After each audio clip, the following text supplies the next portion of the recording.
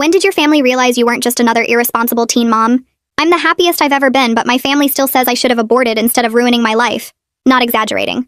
My Aunt Patty will literally take my daughter out of my arms without asking, announcing I need a break before I've even said hello. Having Gracie at 18 didn't help my case. My relatives all whispered about me being another statistic. During the labor, they asked my fiancé when he's planning his escape. Even now, my grandmother keeps trying to feed Gracie because apparently I'm doing it all wrong. She'll snatch the spoon from my hand mid-feeding and announce how I'm the black sheep who can't even feed her baby right. Last weekend at my cousin Rachel's birthday party was when I hit my boiling point. The whole extended family was there. Aunts, uncles, cousins, second cousins, everyone with an opinion about my life choices. During lunch setup, my Uncle Dennis made his favorite joke about babies having babies, while staring directly at me. I literally saved lives for a living. Then my mom's friend Carol cornered me by the drinks table. "Such a shame," she said, loud enough for everyone to hear. "You had so much potential. Now you're stuck playing house instead of living your life." My husband was getting Gracie's diaper bag from the car when my uncles intercepted him. I watched from the window as Uncle Dennis placed his hand on his shoulder. "You don't have to stay. No one would judge you for leaving.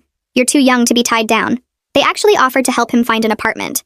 When he came back in, they seated the three of us at a separate table, making a clear statement.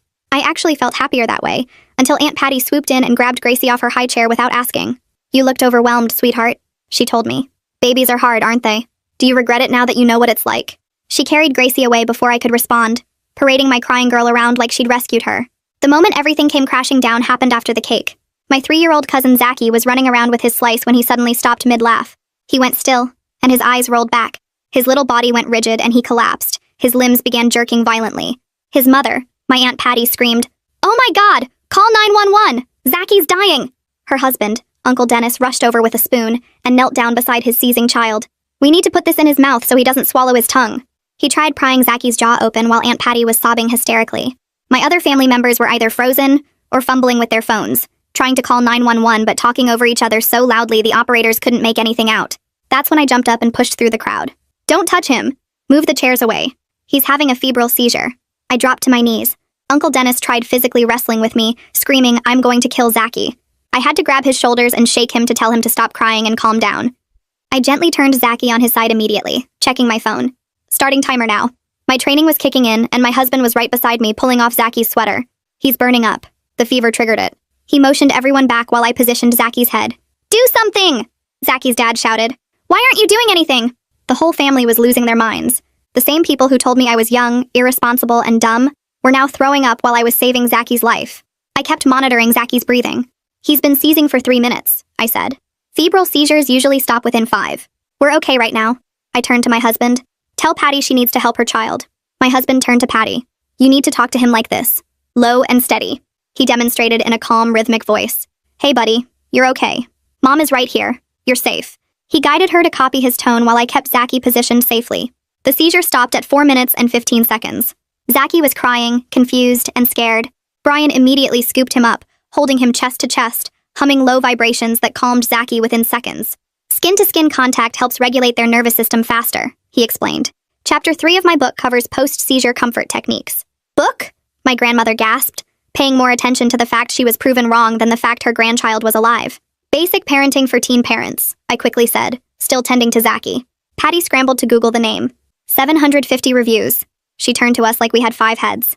750 reviews on a book about parenting. "And you almost let your nephew die at a birthday party," she screamed. "You should be ashamed of yourselves. Writing this stuff while not being able to protect a kid from almost dying. I'm suing for child endangerment." Before I knew it, she was on the phone with lawyers. The worst part is I knew she was serious. Because everyone's 750 reviews meant the book had made a lot of money. And once Patty saw dollar signs, nobody was stopping her. She was dead set on taking our money, our family, and our child. I couldn't move for a second, just standing there in Rachel's living room while Patty kept yelling into her phone about lawyers and lawsuits, her face getting redder with every word. Everyone was staring at me like I'd actually done something wrong, like I hadn't just saved Zachy's life minutes ago. Brian walked over and gently took Gracie from my arms without saying anything, then leaned close and told me we should leave before this got worse. My hands were shaking, so bad I could barely grab our diaper bag from the chair where I'd left it. I looked around at my family, the same people who'd watched me handle that seizure perfectly, and realized they all believed Patty's version, instead of what they'd seen with their own eyes. We walked out while Patty was still screaming into her phone and nobody tried to stop us or say goodbye. The car ride home was so quiet except for Gracie babbling happily in her car seat, making those little sounds she always makes when she's content. She had no idea that our whole lives just changed in the last hour. Brian didn't say anything until we pulled into our driveway and turned off the engine. He sat there for a minute before turning to look at me, his voice steady, but I could hear the worry underneath it when he said we needed to document everything that happened today. I nodded because I was already replaying every single moment of the seizure in my head, going through each step we took and knowing we'd done everything exactly right. We got Gracie inside and I put her down for her nap while Brian got his laptop from the bedroom. He set it up on the kitchen table and opened a new document, then looked at me and said we should start from the beginning. I sat down next to him and started talking through the timeline while he typed, recording the exact times and what each family member said and did.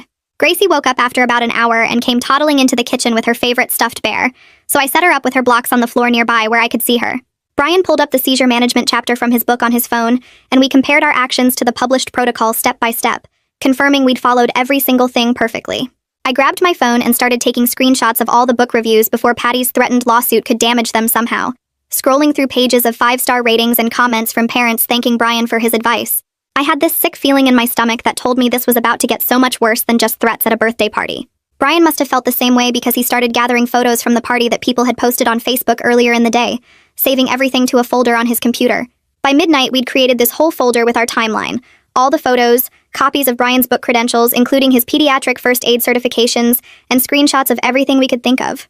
My hands wouldn't stop shaking as I sat there looking at all this documentation, realizing my own aunt was willing to destroy us financially over something we'd handled correctly, something that saved her son's life.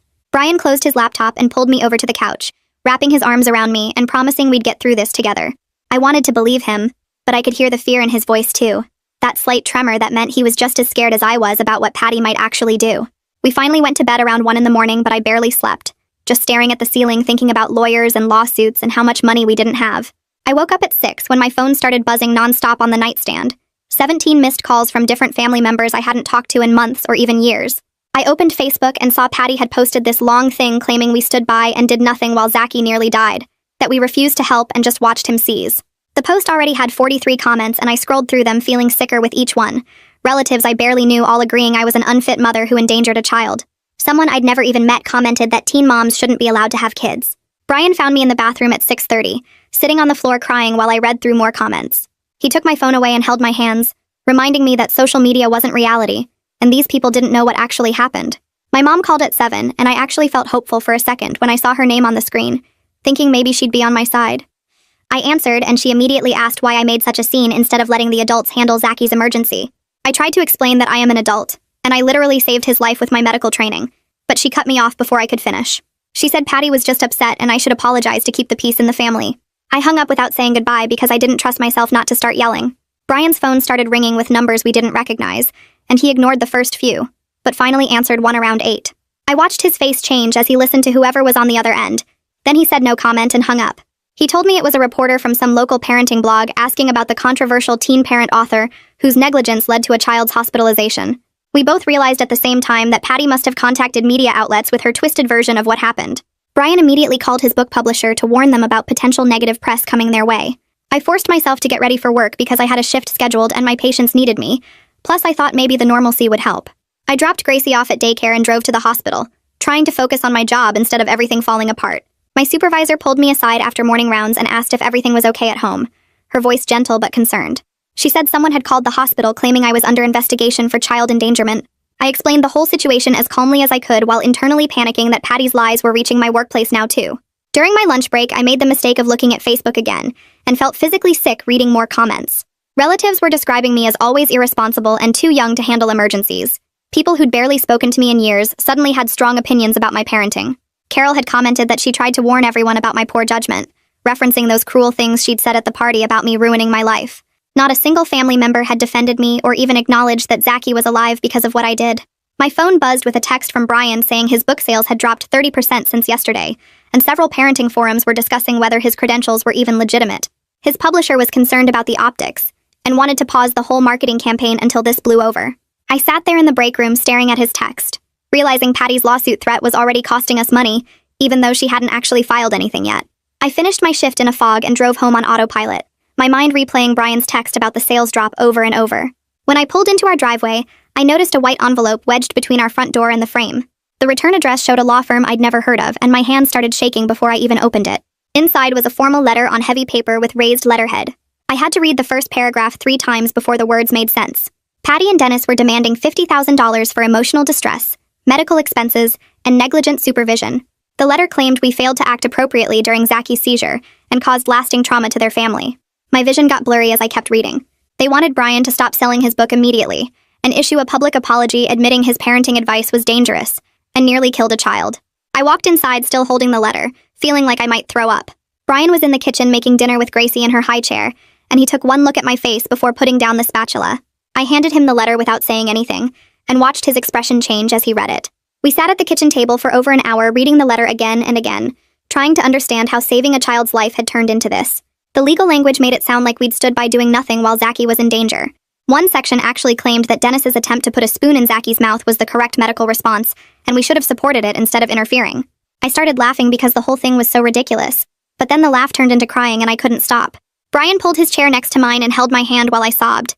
Gracie kept trying to give me her stuffed bear from across the table, sensing something was wrong.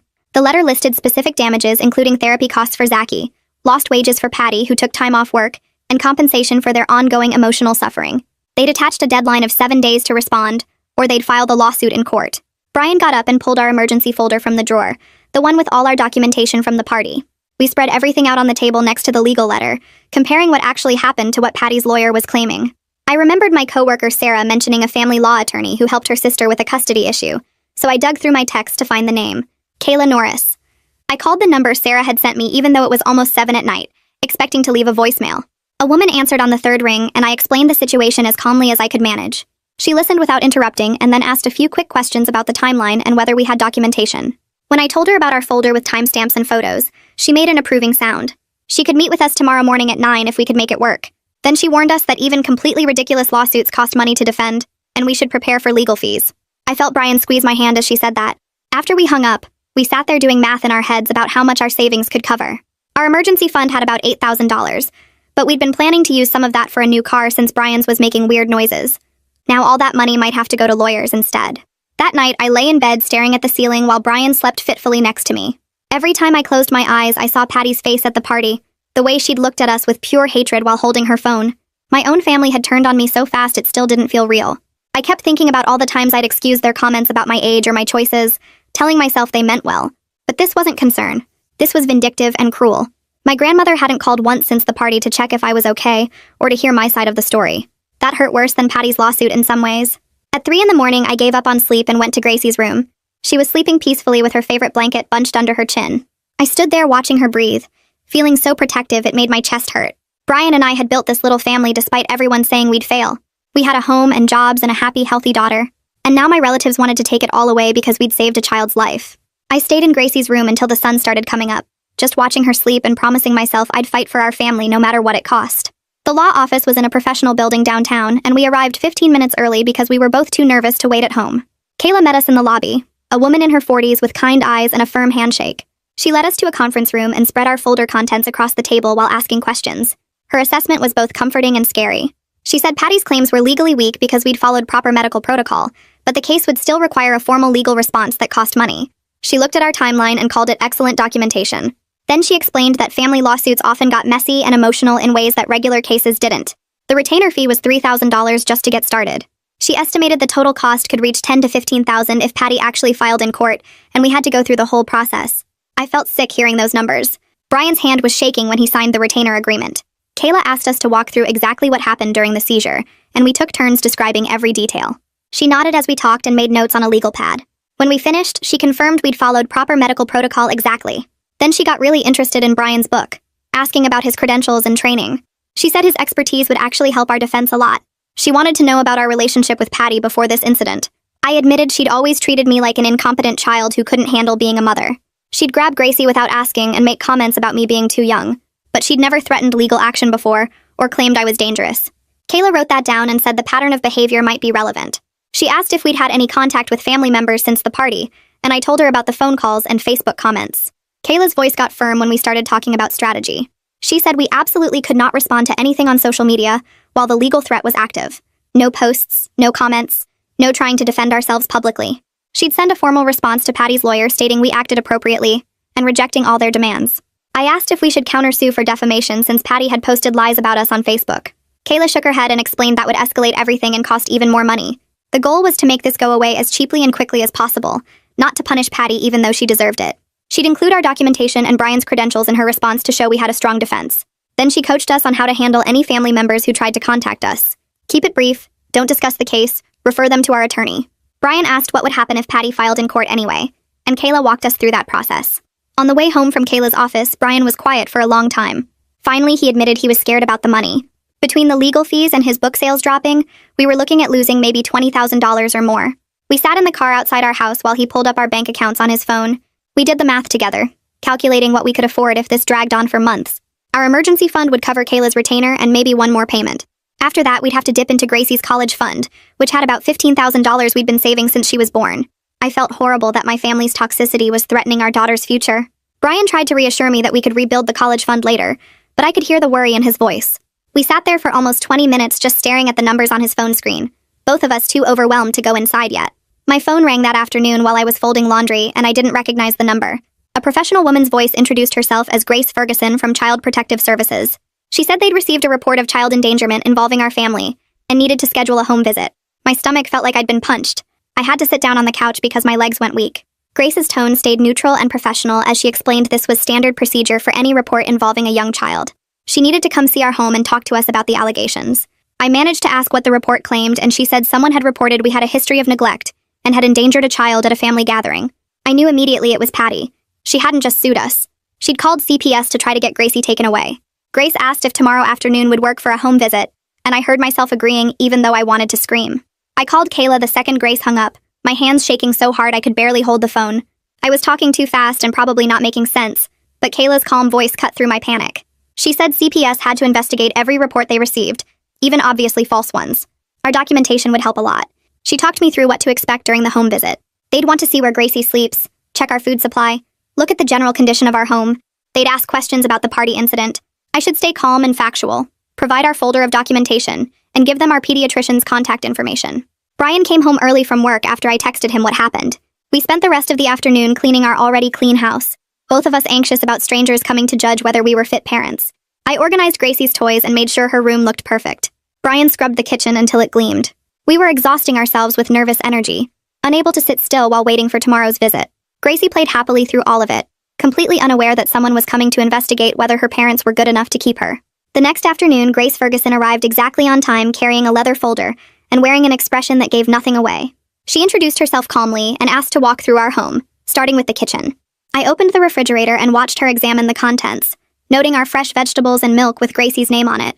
She checked the pantry next, writing something on her clipboard about our stocked shelves. Brian stood nearby, answering her questions about our typical meal routines while I tried not to shake. Grace moved methodically through each room, looking in closets and checking smoke detectors. She asked about our cleaning schedule and how we organized Gracie's toys. When we reached Gracie's bedroom, our daughter bounced excitedly on her bed and grabbed her favorite stuffed elephant to show the nice lady.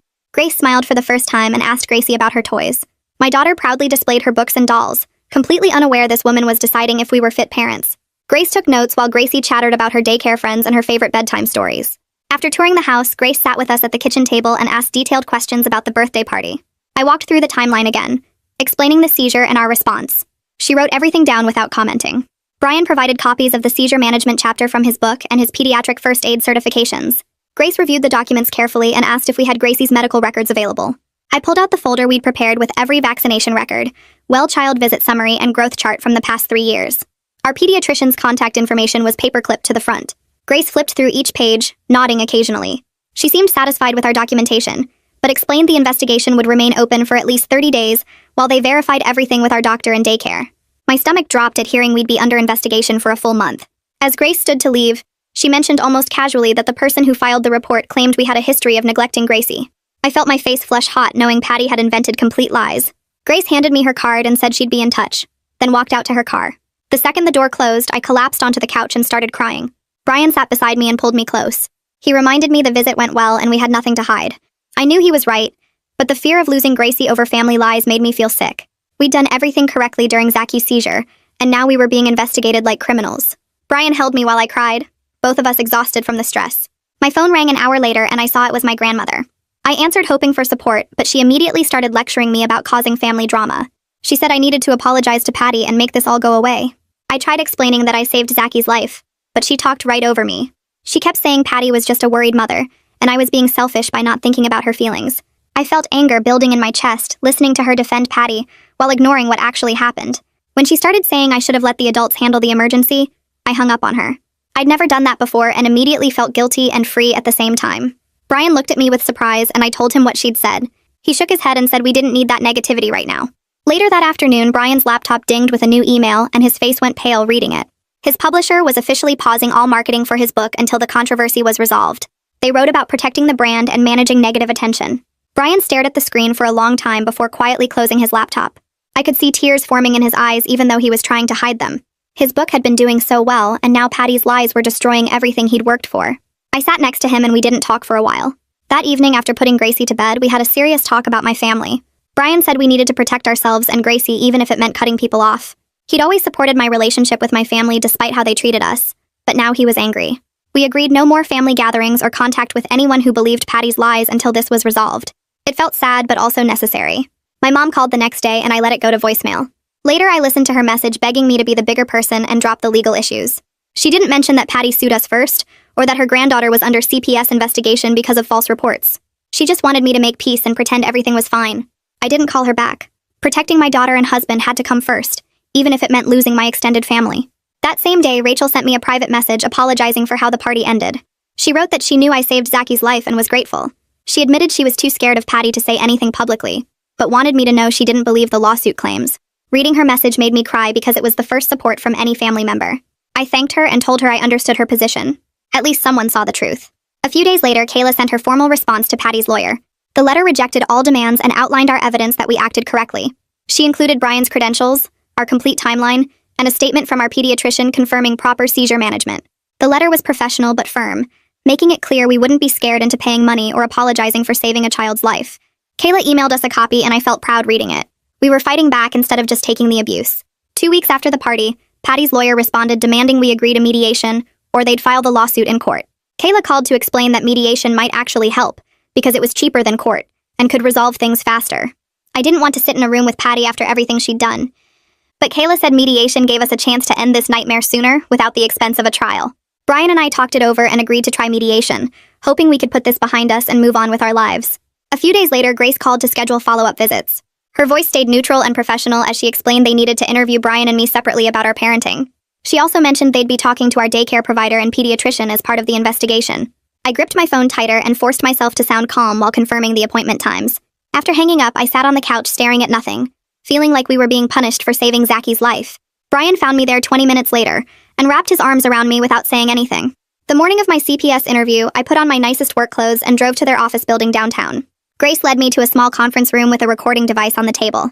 She asked me to walk through my medical training from the beginning, so I explained my certification process, continuing education hours, and specific emergency response protocols I'd learned. When I got to the birthday party incident, I provided way more detail than during the home visit, describing exactly how I positioned Zaki, why I chose each action, and what signs I monitored throughout the seizure. Grace wrote constantly in her notebook, occasionally asking clarifying questions about my family relationships. I told her the truth about years of judgment and criticism, how they treated Brian and me like incompetent children despite our success. She nodded and kept writing, but her face gave away nothing about whether she believed me or Patty's lies. The interview lasted 90 minutes, and when it ended, I had no idea if I'd helped our case or made things worse. Brian's interview happened 2 days later, and when he got home, he seemed cautiously hopeful. Grace had asked detailed questions about his book and parenting philosophy, spending extra time on the seizure management chapter. He walked her through the exact protocol we followed at the party, showing her the published guidelines we'd referenced. She seemed impressed by his credentials and research, asking where he'd gotten his information and how he verified medical accuracy. Brian felt like she could see we actually knew what we were doing, but we both understood the waiting would be awful until CPS made their final decision. That same week, Dr. Pearl Norris called while I was folding laundry in the living room. She started by saying CPS had contacted her for a reference, and she'd given us a glowing review. Her voice was angry as she said she was appalled anyone would question our parenting after seeing how well we care for Gracie. She offered to provide a written statement for our legal case, and I thanked her so many times I probably sounded ridiculous. Having a professional who actually knew us confirm we were good parents meant everything after weeks of family accusations. 2 days later, the daycare director, Bella Armstrong, reached out with similar news. She explained that CPS had interviewed her about Gracie, and she'd told them our daughter was well cared for, happy, and hitting all her developmental milestones right on schedule. Bella mentioned she'd worked in childcare for 20 years, and we were among the most attentive and engaged parents she'd ever seen. I started crying on the phone with her, surprised by how much I needed to hear those words from someone outside our situation. She told me to stay strong and that the truth would come out, which made me cry even harder. 3 weeks after Rachel's birthday party, we drove to a neutral mediation office across town. Kayla met us in the parking lot and we walked in together, my stomach twisting when I saw Patty and Dennis already sitting in the waiting area with their lawyer. Patty glared at me like I was some kind of monster who'd hurt her family on purpose. The mediator was an older woman named Sandra who led us all into a conference room and explained the ground rules. She emphasized that everything said in mediation was private, and we were here to find a solution both sides could accept. Patty's lawyer opened by claiming we'd caused Zachy severe trauma through our negligence, and their family deserved compensation for immense emotional distress. He talked about how scared they'd been watching their son have a seizure, and how our failure to act properly had made everything worse. Kayla stayed completely calm as she presented our evidence, laying out the timeline, Brian's credentials, and medical documentation proving we'd handled the seizure correctly. She walked through each action we took and matched it to proper protocol from multiple medical sources. The mediator asked Patty's lawyer to provide any medical evidence that we'd acted wrong, and he admitted they didn't have any. Sandra called for a private caucus and led Kayla, Brian, and me to a smaller room down the hall. Kayla closed the door and told us Patty's case was falling apart, but they might still file in court just to be spiteful.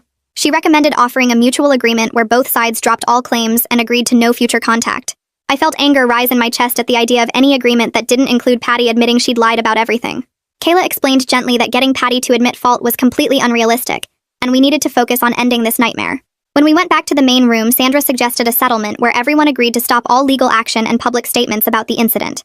Patty immediately cut in, demanding we pay her $10,000, and Brian issue a public apology for his dangerous parenting advice. Her voice was sharp and greedy, showing she was still just after our money. Kayla firmly rejected any payment, and the mediation ended with no agreement reached. Sandra looked disappointed as she explained that meant Patty would likely file her lawsuit in court. We left the building feeling defeated and angry after wasting 4 hours and racking up more legal fees for nothing. Brian stayed quiet during the drive home, staring out the window at passing traffic. He finally admitted he was worried about the money, how the legal costs kept piling up, and how much worse this could get if we ended up in actual court. I squeezed his hand and promised we'd get through this together, but inside I was scared about how we'd afford everything, and what would happen if CPS didn't close their investigation soon. The next day, a thick envelope arrived by certified mail requiring my signature, and my hands shook as I signed for it, knowing exactly what was inside.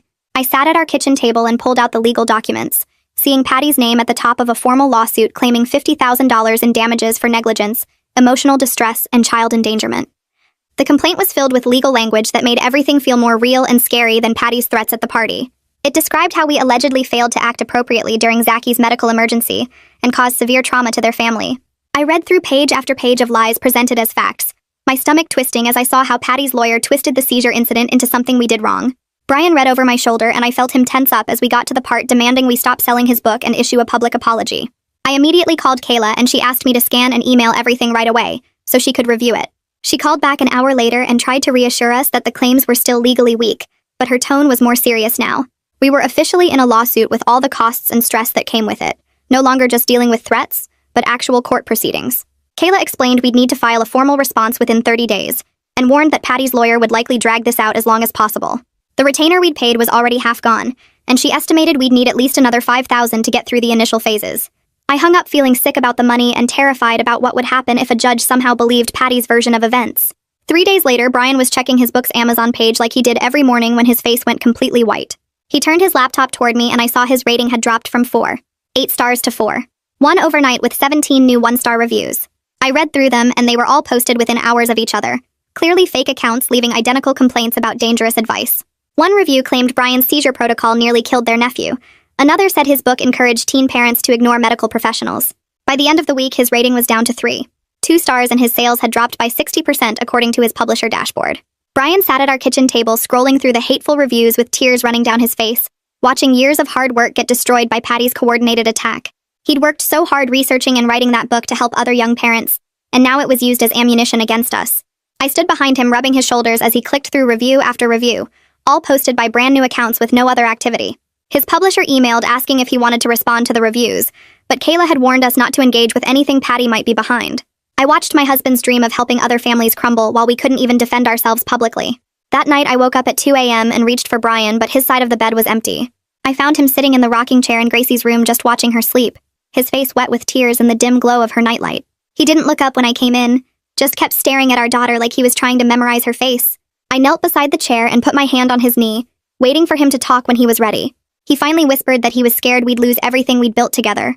Our savings, our reputation, maybe even Gracie if CPS believed Patty's lies. His voice cracked as he said he'd worked so hard on his book to prove we were good parents and help other young families, and now it was used to destroy us. I climbed into his lap in that rocking chair meant for holding Gracie and held him while he cried, both of us exhausted from weeks of stress and feeling helpless against Patty's attacks. We sat there for over an hour just holding each other in the dark, listening to Gracie's peaceful breathing and trying to remember why we were fighting so hard. My phone rang during my lunch break at work, and I saw Grace's number, my heart immediately racing as I answered. She got straight to the point and said CPS had completed their investigation and found no evidence of neglect or endangerment in our home. I actually started crying right there in the hospital break room as she explained they'd interviewed everyone, reviewed all our documentation, and determined Gracie was well cared for and thriving. Grace said they'd be officially closing the case and sending a letter confirming our home was safe and appropriate for raising children. I thanked her over and over through my tears, weeks of fear finally lifting as she assured me the investigation was completely closed. She mentioned that the person who filed the report had made claims that weren't supported by any evidence they found, which felt like validation that Patty had lied. When I hung up, I sat in that break room crying with relief for 10 minutes before I could pull myself together enough to call Brian. He answered on the first ring, and I could barely get the words out to tell him CPS was closing the case. I heard him start crying too, and we just stayed on the phone breathing together for a minute, both too emotional to speak. The official CPS closure letter arrived 2 days later in a plain white envelope, and I read it 3 times to make sure I understood correctly. The letter stated clearly that their investigation found no evidence to support the allegations of neglect or endangerment, and the case was officially closed. I immediately scanned it and emailed it to Kayla, then called to make sure she got it. She was excited when she answered and said this significantly weakened Patty's lawsuit since CPS finding no merit to the claims would be powerful evidence. Kayla explained that having an official government agency investigate and clear us might even convince Patty's lawyer to drop the whole case. I asked if we should send it to my family to prove Patty lied, but Kayla said no contact meant no contact, even with good news. I took the letter to a frame shop that afternoon and had it professionally framed, then hung it on our bedroom wall as a reminder that we were good parents no matter what my family said. Brian stood looking at it that night and said it was the most important document we owned besides Gracie's birth certificate. At work the next week, I was finishing up paperwork when the overhead system announced a code blue in pediatrics. I ran to the room and found a 6-year-old boy choking on a piece of candy, his mother screaming while he turned blue. I moved on autopilot, getting behind him and performing the Heimlich maneuver exactly like my training taught me. The candy flew out after 3 compressions and the kid started crying and breathing normally. His mother hugged me sobbing with relief while I checked his vitals and made sure he was okay. My supervisor was standing in the doorway and she pulled me aside after we'd calmed the family down. She said she'd watched me handle that emergency with the same calm skill I showed during Zaki's seizure at the party. Her exact words were that she never doubted my abilities despite the complaints my family had called in about me. That compliment meant more than she probably knew, because Patty's accusations had made me second-guess myself, even though I knew I'd done everything right. Walking back to my station, I felt some of my confidence returning, remembering that I was actually good at my job no matter what my family said. Kayla called a few days later sounding cautiously optimistic as she explained she was filing a motion to dismiss Patty's lawsuit based on the CPS findings and lack of medical evidence. She walked me through the legal argument that Patty couldn't prove we acted improperly, when every official investigation and medical expert said otherwise. The judge would review our motion and Patty's response before deciding whether to dismiss or let the case continue to trial. Kayla warned that even with our strong evidence, the process could still take months, because courts moved slowly. She also mentioned that our legal fees had now reached $8,000 between the retainer, mediation, and filing the motion. Brian and I sat down that night and looked at our bank account, doing math we didn't want to do. We'd already drained most of our savings, and now we had to pause contributions to Gracie's college fund, just to cover our legal costs. It made me furious that we were spending money meant for our daughter's future just to defend ourselves against Patty's lies. My phone buzzed with a message from Rachel a week later, and I almost didn't open it, not sure I could handle more family drama. But her message said Zaki had been to a pediatric neurologist for a follow-up after the seizure. She'd taken a photo of the doctor's report, and it clearly stated that Zaki had experienced a typical febrile seizure, and our response had been medically appropriate. The neurologist's notes specifically mentioned that turning him on his side and monitoring the seizure duration was the correct protocol. Rachel wrote that she wished she could testify on our behalf, but Patty had forbidden any family contact with us, and she was scared of the consequences. I immediately screenshot everything she sent and forwarded it to Kayla as more evidence. Even though Rachel couldn't support us publicly, having that doctor's report felt like proof that we'd done everything right. I sent her a quick thank you message and told her I understood her position, grateful that at least one family member saw the truth. That same week, my grandmother left a voicemail that I listened to on speaker with Brian. Her voice was sharp and accusing as she said I'd torn the family apart and needed to fix this mess before the holidays. She went on about how Patty was just a worried mother, and I was being selfish by dragging this out with lawyers and court filings. Not once did she mention that Patty had sued us first, or filed false CPS reports that could have gotten Gracie taken away. According to grandmother, I was the problem for not apologizing and keeping the peace like a good family member should. I saved the voicemail and sent it to Kayla as evidence of the ongoing family pressure, but I didn't call grandmother back. Brian squeezed my hand and said I didn't owe anyone an apology for protecting our family, and he was right, even though it hurt to be blamed for everything. Brian got an email a few days later from a parenting podcast called Real Talk for Young Parents, and the host wanted to interview him about handling false accusations. She'd read about our case on some parenting forum and thought our story would help other young parents facing family judgment. Brian showed me the email and said he didn't know if going public was a good idea, worried it might make things worse with Patty. I called Kayla and asked her opinion, expecting her to say no, but she surprised me by saying a podcast interview might actually help rebuild Brian's reputation after the review bombing destroyed his book ratings. She explained that telling our side of the story to a supportive audience could counteract Patty's lies and show people what really happened. Brian and I talked about it for hours that night, weighing the risks of going public against the chance to finally tell the truth. We decided he'd do the interview because staying silent hadn't protected us, and maybe the truth reaching more people would help. Brian emailed the host back and scheduled the recording for the following week, both of us hoping this was the right choice. The podcast recording happened 3 days later at a small studio downtown. Brian sat across from the host wearing his nicest button-down shirt, the one I'd ironed that morning while he practiced his talking points. The host started by asking how we met, and Brian told the story of us being lab partners in high school biology, which made everything feel more real and less like a legal defense. When she asked about the birthday party incident, Brian pulled out his phone and walked through the timeline we'd documented. He explained febrile seizures using simple terms about how high fevers can trigger them in young kids, and how they look scary, but usually aren't dangerous if you know what to do. The host asked what he'd recommend to parents who witness a seizure, and Brian listed the steps exactly like his book chapter outlined them. Turn the child on their side, start timing, remove tight clothing, don't put anything in their mouth, stay calm and speak soothingly. He talked about how panic makes everything worse, and how having basic medical knowledge as a parent isn't about being perfect, but about being prepared. The host mentioned the lawsuit, and Brian's voice stayed steady as he said, "Sometimes doing the right thing means facing consequences from people who don't understand." She asked about the book, and he explained how he'd written it because he was tired of young parents being treated like they couldn't possibly know what they're doing. The interview lasted 40 minutes, and when Brian came home he looked exhausted, but lighter somehow, like finally telling our actual story to someone who listened had lifted weight off his shoulders. I hugged him in our kitchen and asked how it felt, and he said it felt like maybe people would finally hear the truth instead of Patty's lies. The podcast episode went live the next Tuesday, and I listened to it during my lunch break at work, sitting in my car with my phone pressed to my ear. Brian sounded so calm and knowledgeable explaining everything, and the host kept praising his book and his approach to evidence-based parenting. The comments section filled up fast with listeners saying they'd never heard of febrile seizures before and were grateful for the education. Several people wrote that they were ordering Brian's book right away because they wanted that kind of practical parenting information. One comment said her own mother had sued her over a similar family dispute, and she felt less alone hearing our story. I screenshot the positive comments and sent them to Brian at work, watching the 3 dots appear as he typed back that maybe this was the beginning of things turning around. 2 weeks after the podcast aired, Brian checked his book sales dashboard and actually gasped loud enough that I ran into his office thinking something was wrong. His sales had jumped 30% from their lowest point and were climbing daily as more people found the podcast episode. The reviews section showed new 5-star ratings from listeners who said they'd bought the book after hearing him speak and found it incredibly helpful. Brian sat back in his desk chair staring at the numbers like he couldn't quite believe them, and I watched his eyes get wet as months of stress started cracking.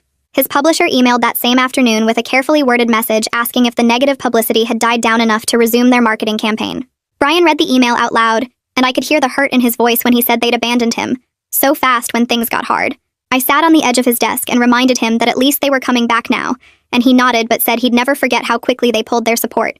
He drafted a professional response saying he'd be open to discussing renewed marketing efforts and copied me on it before hitting send.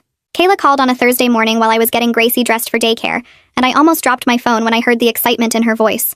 The judge had granted our motion to dismiss most of Patty's claims, leaving only a weak emotional distress allegation that Kayla said wouldn't hold up in court. She explained that Patty's lawyer had reached out suggesting they might be willing to settle for a mutual agreement to drop everything with no money changing hands. I actually screamed with relief, and Gracie looked up at me confused while I tried to explain to Kayla how much this meant. 2 months of legal hell were finally showing progress, and I felt like I could breathe properly for the first time since the birthday party. Kayla warned me not to celebrate too much yet because we still needed to get through another mediation session, but her tone said she was confident we'd finally found our way out.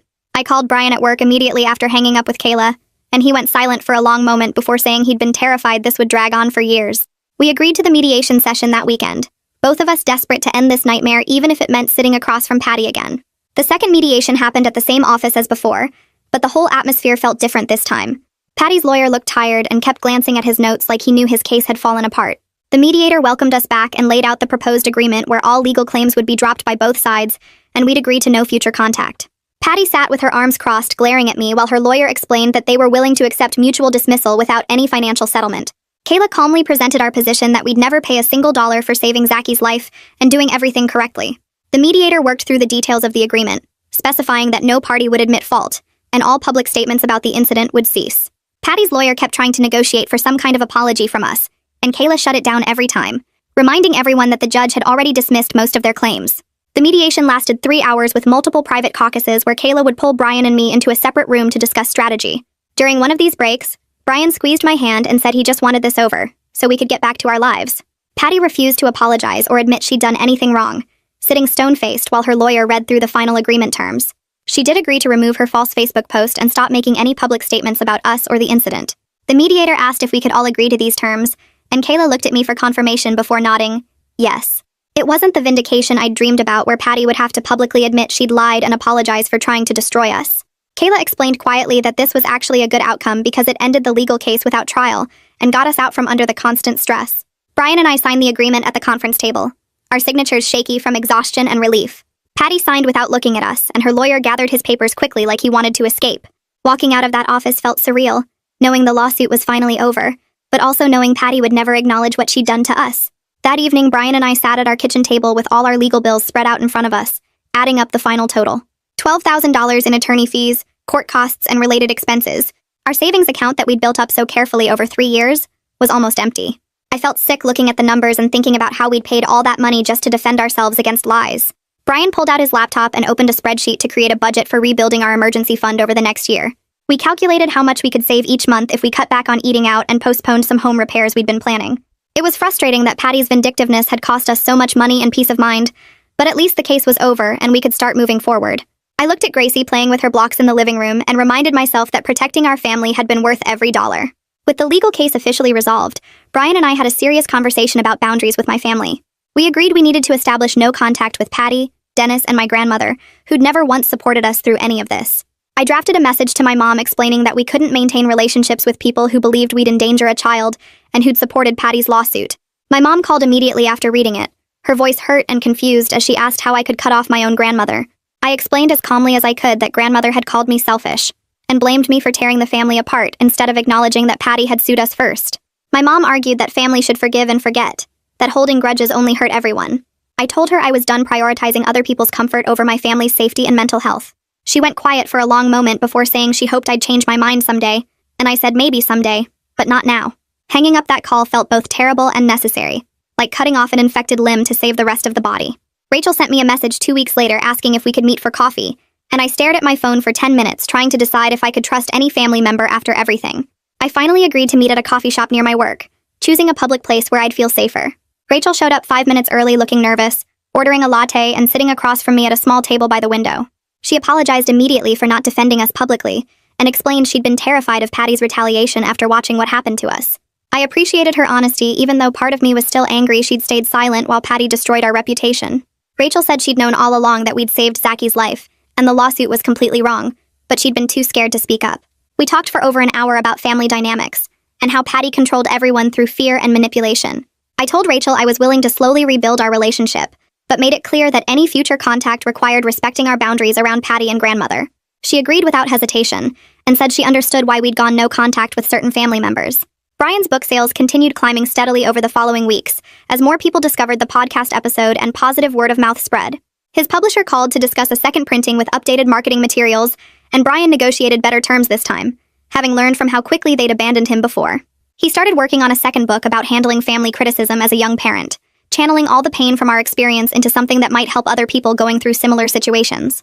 I'd watch him typing at his desk late at night, pouring everything we'd survived into chapters about setting boundaries and protecting your nuclear family. He'd read sections out loud to me, and I'd cry sometimes hearing our story transformed into advice that could help someone else. Watching him turn this trauma into something purposeful made me incredibly proud of how we'd handled everything, how we'd refused to let Patty's vindictiveness break us.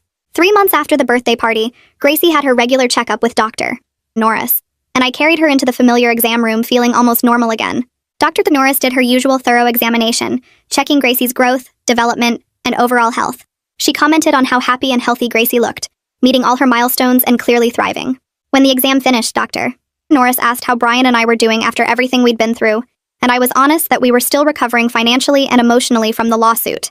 She sat down on her rolling stool and looked at me seriously, saying she wanted me to hear this clearly. We were excellent parents, and Gracie was thriving specifically because of the love and care we provided. All the judgment from my family, all the accusations and legal threats, none of that changed the fact that we were doing an amazing job raising our daughter. I cried in that exam room while Gracie played with the toy stethoscope, finally hearing validation from someone whose professional opinion actually mattered. The following Saturday afternoon, we took Gracie to the park, and I watched her climb on the playground equipment without the constant worry that had lived in my chest for months. She laughed as she went down the slide, and I actually felt relaxed instead of scanning for threats or waiting for the next crisis.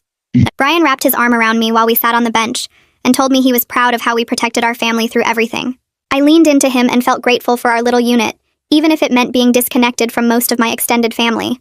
Gracie ran over, demanding we push her on the swings, and we took turns sending her higher while she squealed with joy. The simplicity of the moment felt almost foreign after months of legal stress and family drama. On Monday at work, my coworker Jennifer pulled me aside during our break and mentioned that her sister went through something similar with vindictive in-laws who tried using the legal system against her. She offered to connect us for support if I wanted to talk to someone who understood what we'd been through. I realized we weren't alone in dealing with toxic family dynamics, and there was actually a whole community of people who'd had to choose their nuclear family over extended relatives. Jennifer said her sister came out stronger and happier after setting firm boundaries, which helped knowing others had survived this and rebuilt their lives. She gave me her sister's contact information, and I thanked her, feeling less isolated than I had in months. That night, after putting Gracie to bed, Brian and I sat on our couch reviewing everything we'd been through over the past few months. We acknowledged how much stronger we were now after handling a medical emergency, a frivolous lawsuit, a CPS investigation, and complete family betrayal while still being great parents to Gracie. Our life looked different from I'd imagined back when I was pregnant at 18 with my whole family predicting I'd fail. We had limited contact with most of my relatives now, and our savings account was seriously depleted from legal fees. But sitting there with Brian's arm around me and our daughter sleeping peacefully in her room, I felt genuinely happy and secure in the family we'd built together. That was everything that mattered. Well, that's the groundbreaking ending nobody saw coming. If you're still here, congratulations, you've survived my nonsense. Go ahead and subscribe, because clearly, you've got the stamina for chaos. I'll see you in the next questionable decision.